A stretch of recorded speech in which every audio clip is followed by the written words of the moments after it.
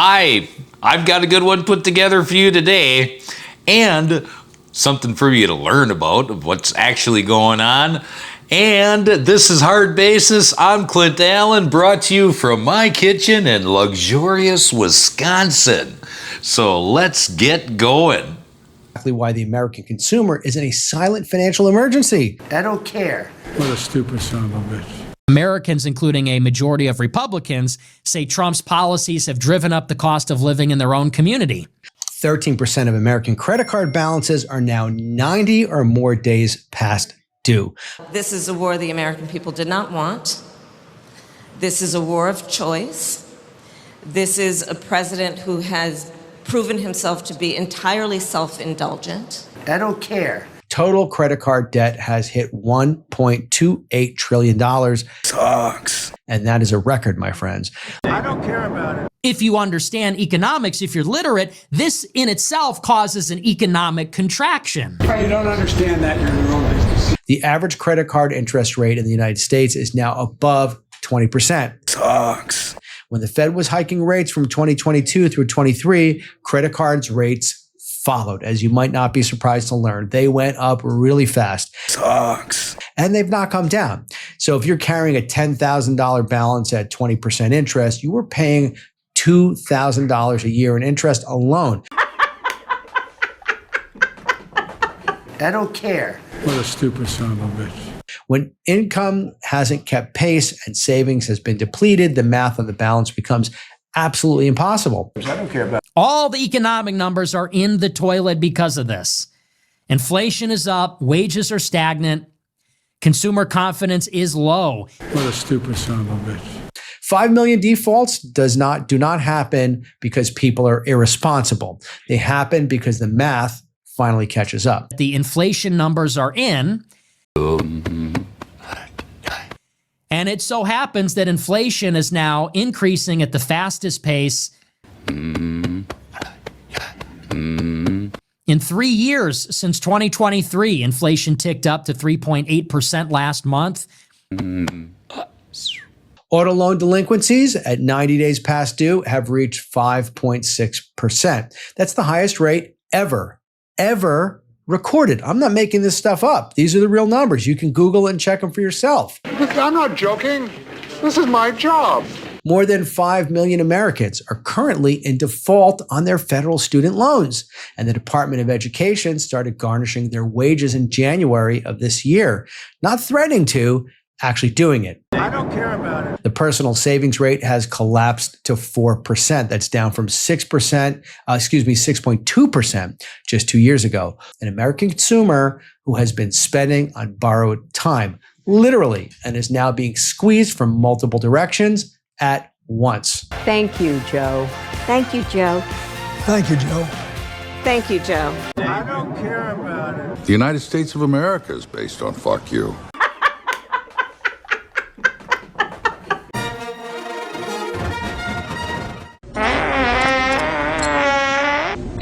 You know, I have a lot of fun putting those together, but seriously, that one little part in there about Iran war, about a war from Kamala Harris, that was back when she was trying to attempt to run for president the first time.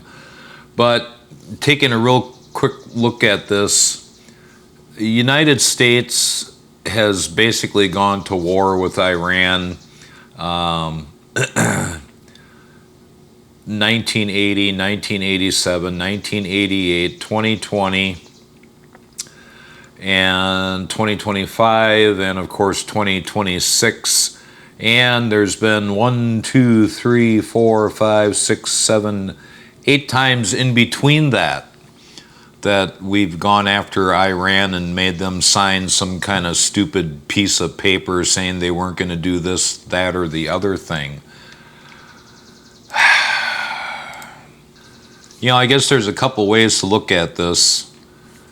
If we're a superpower, then who gives a rat's behind what they do? If they do something stupid, we just go in there and just smoke them, okay?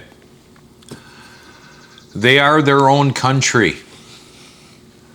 What the hell business do we have going in there and doing anything?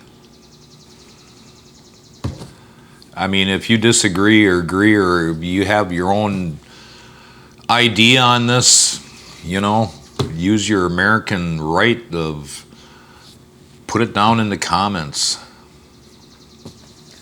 But the economy itself is, we're not in good shape as far as the economy goes. And neither are a lot of other countries, okay? Russia finds themselves in problems with this stupid ongoing war. They're tight on money, and he's trying to squeeze it from every faction that he can. Japan is having their own problems with the economy. China, you know, everybody's like, oh, China's got this excellent economy. China's running up fucking debt too. I mean, they're buying themselves manufacturing positioning, and it's costing them a lot of money. All the countries are running into financial problems, okay? We in the United States, who've been sold out by our political representatives a long time ago, you know, we're in particularly worse shape. When they started this BS of having outsourcing from the United States, so we would have this worldwide economy that would make everything so much better for the entire world. All we did was screw ourselves. But here's a really, really good video next, breaking down the economy and the situation that we are in. They gather data. The recession is already here, but the government just told you the economy is fine. Unemployment is sitting at 4.3%. The stock market is still open. GDP is still growing. And yet 92,000 Americans lost their jobs just last month. Retail sales are falling. The average family is carrying more credit card debt than at any point in modern history. And every single recession indicator that has ever predicted a downturn is flashing red right now, at the same time. So which one is lying to you? Spoiler, it's not the credit card debt. Here's the thing about recessions. They are never announced while you're living through them. The people whose job it is to officially declare a recession, the National Bureau of Economic Research, the NBER, they don't show up and tap you on the shoulder while the economy is collapsing. They wait. They gather data. They look backwards. And then, usually 6 to 18 months after the fact, they tell you what you already survived. That's not a flaw. That's actually how the system is designed. Because the NBER needs comprehensive, confirmed data before they'll put a label on anything. Which sounds responsible. Until you realise that when the 2008 financial crisis hit, the recession had already started in December 2007. It wasn't officially declared until December 2008, a full 12 months later, after Lehman Brothers had already collapsed, after trillions of dollars in wealth had already been wiped out, after millions of people had already lost their jobs and their homes. Same thing in 2001. The recession started in March, wasn't declared until November, 8 months later. So what that means is simple. You could be living through a recession right now, today, in 2026. And the people in charge of officially calling it won't tell you for another 6 months or more. And when you look at the actual data, not the headlines, not the government talking points, but the real underlying numbers, one picture starts to emerge. And once you see it, you cannot unsee it. So make sure to stay until the end, leave a like, and let's start with the labour market. Because this is where the illusion starts to break down. The headline unemployment rate is 4.3% as of March 2026. And on the surface, that doesn't sound catastrophic. But here's what that number is not telling you. That 4.3% only counts people who are actively looking for work. Meaning, you've applied for a job in the last 4 weeks and still haven't found one. The moment you stop looking, because you've given up, because you're exhausted, because you've been rejected so many times that trying feels pointless, you disappear from the statistic entirely. Right now, there are 6 million Americans who are not in the labour force, but say they currently want a job. 6 million people who want to work cannot find work and are not counted as unemployed. On top of that, the number of discouraged workers, people who believe no jobs exist for them, jumped by 144,000 in March alone to 510,000. These people have simply been erased from the data and the jobs that are actually being counted. They tell their own ugly story. In February 2026, the US economy lost 133,000 jobs. That was the revised number. It was originally reported as a loss of 92,000, then silently revised downward when fewer people were paying attention. February marked the third time in 5 months that the economy shed jobs. Manufacturing lost 12,000 positions, despite the fact that tariffs were specifically designed to bring those jobs back. Federal government employment dropped another 10,000 that month, adding to a staggering 330,000 federal job losses since October 2024.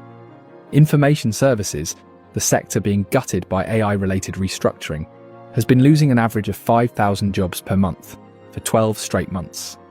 Now, March came back with 178,000 jobs added, and the media celebrated. But zoom out. The economy added just 181,000 jobs in the entire year of 2025, an average of 15,000 per month, and 93% of those jobs came before April 2025, before Liberation Day, before the tariff shock hit. Since then, the labour market has basically flatlined. Here's the part that makes it worse. The average work week just dropped to 34.2 hours in March. This matters more than most people realise. When companies are preparing for a slowdown, they don't immediately fire people. That's expensive. It creates legal liability. It crushes morale. Instead, they quietly cut hours first. They reduce shifts. They freeze overtime. They trim work weeks from 35 to 34 to 33 hours. Economists call this labour hoarding, and it is historically one of the most reliable early warning signs that mass layoffs are coming. The work week gets shorter before the pink slips start arriving.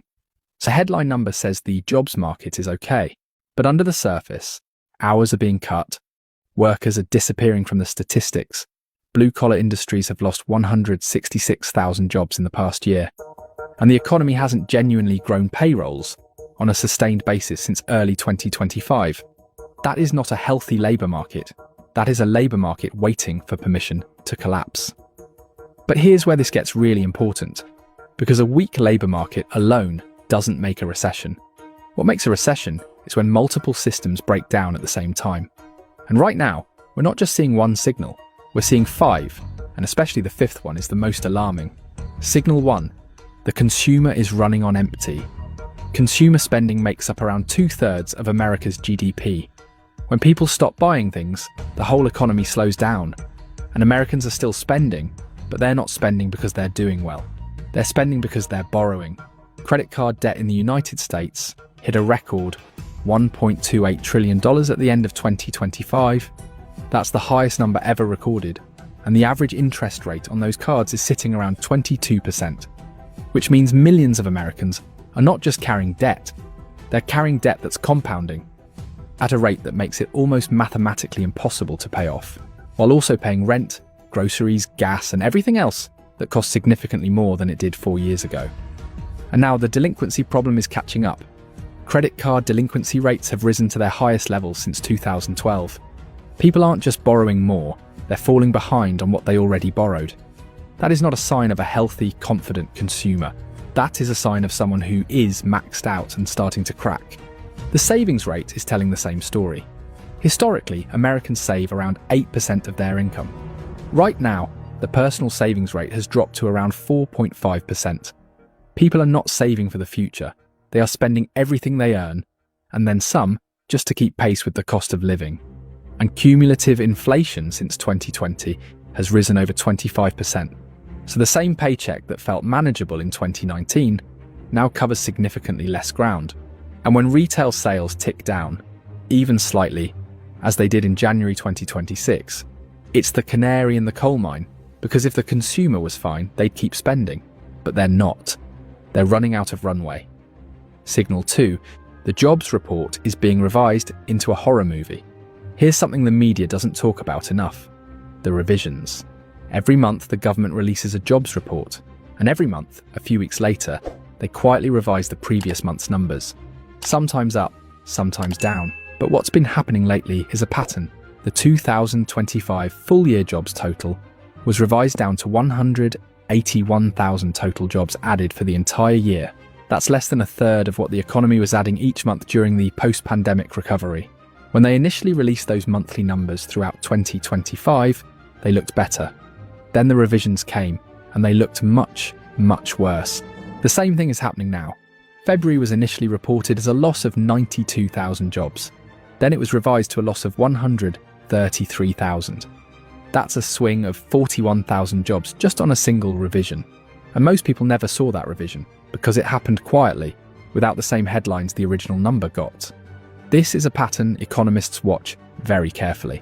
When revisions are consistently downward, it means the underlying data is worse than the initial reports suggest. And right now the revisions are consistently downward. Signal 3, manufacturing is contracting. The ISM Manufacturing PMI, which is essentially a monthly pulse check on factory activity, has been below 50 for an extended stretch. Any reading below 50 signals contraction. Manufacturing was supposed to come back under tariff protection. That was the entire argument. Bring jobs home, rebuild American industry. Instead, manufacturing lost 12,000 jobs in February. The tariffs raised the cost of production inputs, disrupted supply chains, and created such uncertainty around trade policy that companies stopped investing. Why spend money on a new factory when the tariff regime might change again next month? Small businesses are facing the same squeeze. The average American small business is now paying more in debt service than at any point since 2007. The Small Business Credit Survey found that the share of small businesses expecting revenue growth dropped to its lowest level since 2020 last year. And commercial bankruptcies have surged over 7%, reaching more than 24,500 filings, the highest level in over a decade. These are not numbers from a healthy economy. Signal 4, the tariff wildcard. This is the variable that makes 2026 different from every other potential slowdown in recent memory. In 1 year, the US went from a world of relatively open trade to facing the highest effective tariff rate since 1936. That's not a minor policy adjustment. That's a seismic restructuring of how goods move through the global economy. Before the Supreme Court struck down the IEEPA-based tariffs in February 2026, the effective tariff rate had hit 16%. Then the administration moved to Section 122 authority and imposed a 15% flat tariff on virtually all imports. Yale's Budget Lab estimates that these tariffs will raise the unemployment rate by 0.3 percentage points by the end of 2026 and make the US economy persistently smaller by about $30 billion annually. And that assumes the tariffs expire after 150 days. If they're made permanent, those numbers roughly double. But the economic damage from tariffs isn't just in the numbers, it's in the uncertainty. Companies don't invest when they don't know what the rules will be in 6 months. They delay hiring, they delay capital expenditure, they hold cash and wait. And when the entire corporate sector is in wait-and-see mode simultaneously, economic activity slows down in a way that doesn't show up immediately in GDP, but eventually does. Signal 5, the geopolitical accelerant. And then, on top of all of this, there is a war with Iran. US-Israeli strikes began in late February 2026. Oil prices surged. Fuel costs hit businesses and consumers in ways that no trade policy or rate cut can quickly offset. Economists at Raymond James call this the worst scenario for monetary policy. The Federal Reserve is stuck. If they cut interest rates to help the labour market, they risk stoking the inflation being driven by oil prices. If they hold or raise rates to fight that inflation, they risk accelerating the economic slowdown. Mark Zandi, chief economist at Moody's Analytics, said that oil prices at $100 plus could push the economy very close to recession. That was before the latest price surge. Companies that had just adjusted their 2026 business plans to account for tariffs are now having those plans upended again by fuel cost increases. Brian Bethune, an economist at Boston College, described it simply. Just as they adjusted to tariffs, guess what? Their 2026 business plans are upended by an increase in fuel costs. So here's the question that should be in your head right now. If all of this is true, if the labour market is deteriorating, Credit card delinquencies are rising, manufacturing is contracting, tariffs are shrinking the economy, and there's a war pushing oil prices higher. Why isn't the official GDP number in recession territory yet? The answer comes down to two things: how we measure the economy and what we're still counting as growth. The GDP number includes AI-related investment spending, and in 2025, AI spending was enormous. It made up a significant portion of all non-residential business investment and accounted for a large share of GDP growth. Morgan Stanley estimates AI's contribution to GDP growth was around 0.3% in 2025.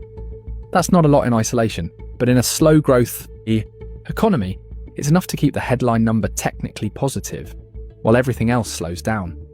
The AI investment boom is masking the weakness everywhere else. And then there's the GDP methodology itself. GDP counts all spending the same way, whether you're spending income you earned or money you borrowed. So when American consumers run up $1.28 trillion in credit card debt to keep their spending stable, that entire amount counts toward GDP as if it were healthy economic activity. It's not. It's borrowed money that will eventually need to be repaid at 22% interest by households that are already living paycheck to paycheck. But in the GDP calculation, a dollar spent with a credit card looks identical to a dollar earned through wages. This is what economists call a measurement illusion. The number looks okay, the lived experience does not. And the gap between those two things is exactly where recessions hide. The same principle applies to the unemployment rate. If you work 1 hour a week on a gig platform, you are employed in the government's data. You are in the same category as a full-time software engineer with health insurance and a 401k. The quality of work, the stability, the income, none of that is captured. All that matters is whether you did any paid work in the survey period. This is why the economy people are living in and the economy being reported are two completely different places right now. Let's pull back and look at this as one complete picture. Credit card delinquencies are at their highest since 2012. The economy lost jobs in 3 of the last 5 months, going back to late 2025.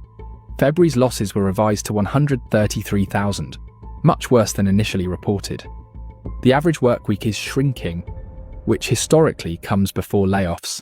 Manufacturing is contracting. Small business confidence is at multi-year lows. Commercial bankruptcies are at a decade high. Tariffs are making the economy persistently smaller and pushing inflation higher. A war with Iran is sending oil prices up at the worst possible time for the Fed. The personal savings rate has dropped to 4.5%, and 6 million people who want jobs are simply not being counted as unemployed. None of these things is happening in isolation. They're happening simultaneously. And the historical pattern here is not subtle. When this many indicators align in the same direction, at the same time, what typically follows has a very specific name. Morgan Stanley projects unemployment reaching 4.7% by mid-2026. Deloitte's downside scenario sees real GDP declining by 0.4% in 2027 and 1% in 2028. The Conference Board revised its GDP growth forecast for 2026 down to 2.0%, and that was before the full impact of the Iran conflict on oil prices was reflected in the data. The NBER will eventually look back at this period.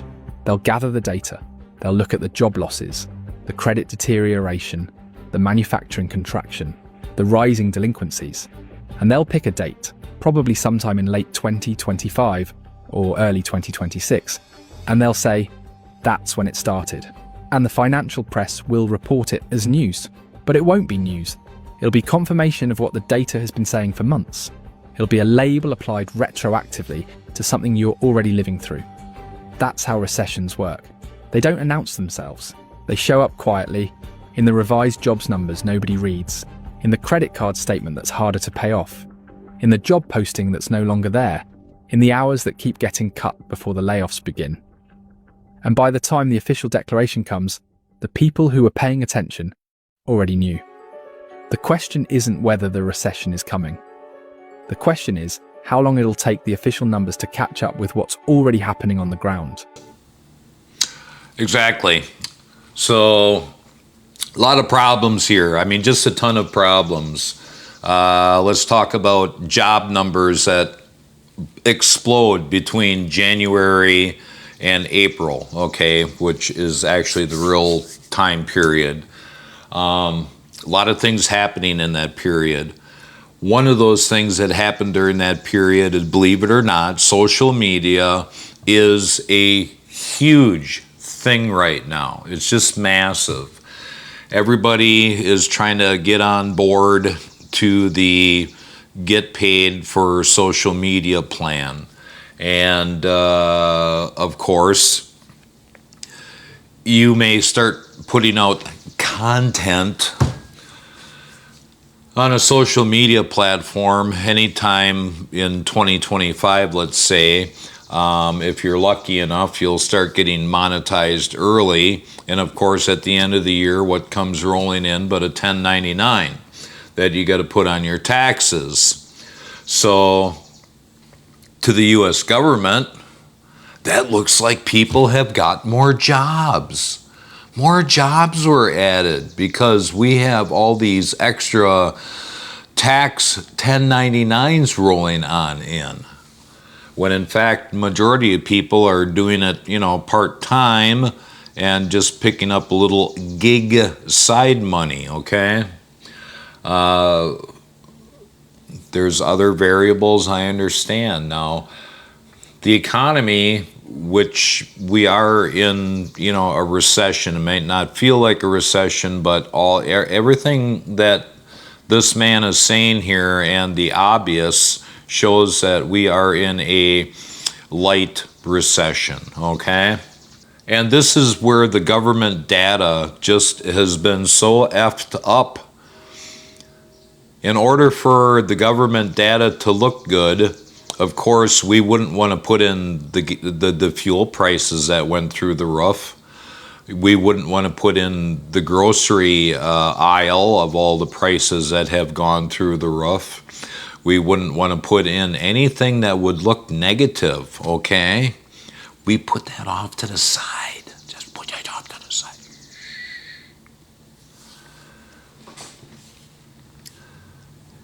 All the data that they're showing us is all bullshit data. It's not the true data of what is happening in our economy. And it is just not the way to run a country. I mean, we are slowly coming out of the smoke of the bullshit that is being pulled over our eyes. Finally, the last election, the last presidential election, finally, we understood that the Democrats are just fucking insane people. The problem is that we don't have a party that we can say, hey, that party is actually for America. The Republicans they're just playing the same frickin' card that they play every time that they get in. Oh, before election, we're gonna do this, we're gonna do that, oh boy, I tell you, we're gonna change everything. Then they get in and nothing happens. Same old BS. Just nothing ever changes with them. Right now, they have the opportunity to make laws while they have a Republican president, while they have the House and the Senate. And yeah, I know how they work, but it all is fucking corrupt. It all is fraudulent. So all they have to do is fraud and corrupt one of the other Democrats into voting for them to get all these laws passed that would do good for the United States. All we hear is crickets. Tariffs, okay? Donald Trump's idea with tariffs actually is a really good idea. Believe it or not. But I, as a businessman, have to make a decision that, okay, these tariffs are going on. I will have an equal playing field if I go and put up this huge manufacturing place, put people in it, go get, the raw products, and then distribute my stuff to sell. This takes years. Years to get on the ground and running. You just don't build a plant overnight. You just don't employ people overnight. You don't have specialty machinery made overnight to make that product. This takes years before you would see any benefit from these tariffs. It would be 8 years. Before you see any benefits in the economy, in the GDP, would be like 8 years. I, as a businessman, am smarter than that, because I know, just like other countries know, that why make any deal with the United States? Because in 4 years, they're going to have a different idiot in the office with completely different ideas on how to wreck our country.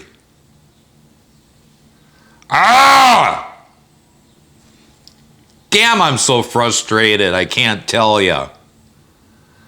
Anyways, I hope you had a laugh in the beginning. I hope that you learned something here on the second one. I hope I've earned something in the realm of maybe a subscription, hopefully a like, throw a comment down below, you know the gig. I'm just about ready to cross over 1,000 for subscribers, and it would mean a lot to me if you hit that button, because I don't follow the same BS. You get all these YouTubers and they kind of copy each other. You won't notice that here, okay? I come up with fresh shit. So anyways, we'll see you on the next one.